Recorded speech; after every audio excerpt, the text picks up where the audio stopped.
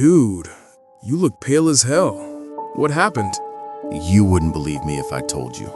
Try me. You've been shaking since he walked in. I killed someone. What? Stop joking. I swear, Theo, I killed him. But the problem is, he's still alive. You need to explain right now.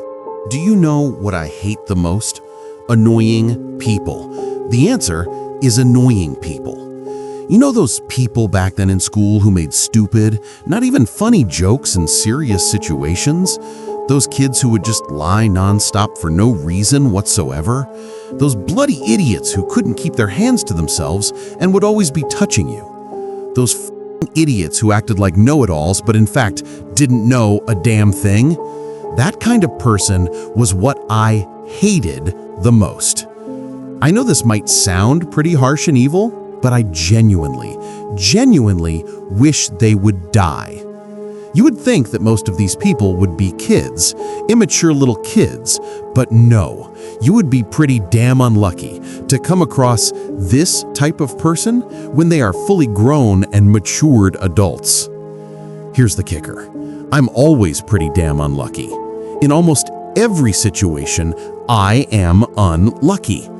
Even when I got my job as an office assistant that actually paid pretty good, I was unlucky. Because in that exact job, I meet that f***ing idiot, Mark. Mark was that annoying type of person I despised greatly. Oh, and speaking of unlucky, he was my f***ing manager. Yes, that's right, my manager. That meant he could boss me around anytime he wanted. He could even threaten me by firing me if my work got too sloppy. Listen, I wouldn't give a rat's ass. Someone else did that, but Mark? Oh no, that was too much for me. The only thing keeping me sane, the only thing that kept me from quitting right then and there, was the pay. Yes, I was quite poor, and I needed money greatly, and this job was relatively easy and paid more than I deserved for the work I did. However, he was quickly getting unbearable. You know what that made me do once? He made me make a multiple PowerPoint slideshow customized differently for all my colleagues, which was 37 colleagues. And being the annoying idiot he was, he made me add a Rickroll at the end of each slideshow. That took 3 hours, and he didn't even pay me for that. "Why should I pay you? You didn't do proper work," Mark said, chuckling. That little mother... I really wanted to kill that idiot. And in the end, I guess I did. Well, not exactly. The rest of the night was a blur. I went insane with joy, mutilating his body with my knife and my fists. Blood was everywhere and the tarp barely helped. But I cleaned it all up in the end, dismembering his body with a rusty saw and triple bagging each part. I cleaned all the blood, and by 2 a.m. in the morning, everything was clean again. I was so happy that idiot was finally gone. What a relief. Just to rub salt into the wound, even though Mark was dead, I visited the bar he always went to the next night. What a mistake that was. I sat down on a wooden stool and ordered a drink, a gin and tonic. I sat there taking sips of the refreshing liquid when it showed up. It walked through the door of the bar, completely concealing its features by the cloak it was wearing. Something looked off, and on closer inspection, the cloak seemed to be made of a tarp, and sections of it seemed to be stained with a dark brown liquid. Almost as if its whole purpose was to find me, it stepped straight towards me, heading right for me. A little chill ran down my spine as it reached me and took a seat opposite me.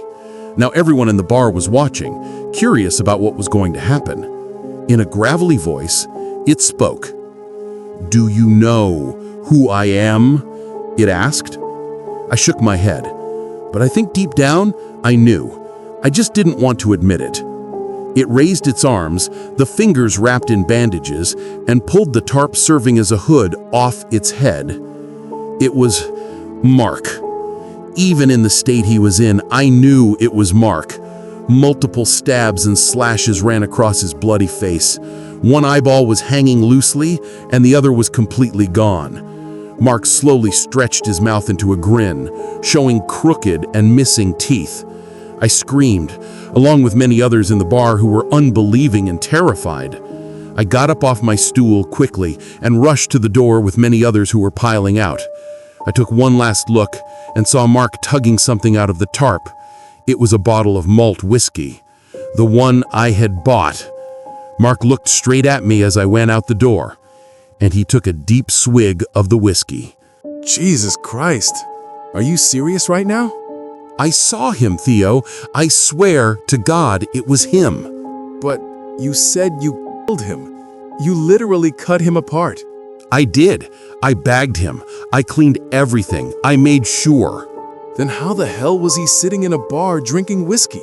That's what I'm trying to figure out. He looked at me. Bro, I'm getting chills just reading this. What if it wasn't him? It was him. The face, the wounds, the bottle, everything. What if he's coming for you next? I don't think he ever left. Hold up. What do you mean he never left? Since that night, I hear him. Every time I open a bottle, every time I pour a drink. Nah, man, stop. You're just freaking yourself out. Then explain why I woke up yesterday and found muddy tarp scraps on my floor. You're joking. Please tell me you're joking. I wish I was. They smelled like whiskey. Dude, I swear, if this is a prank, I'm blocking you. It's not a prank. My bathroom mirror had writing on it this morning. What did it say? It said, "Pour me another." Holy shit! Holy shit! Holy shit! Call the cops, now! And tell them what? That a man I killed is still drinking my liquor? You're scaring me, man. I don't even know what to say. Then don't say anything. Just listen. If I disappear, it's because he finally finished his drink.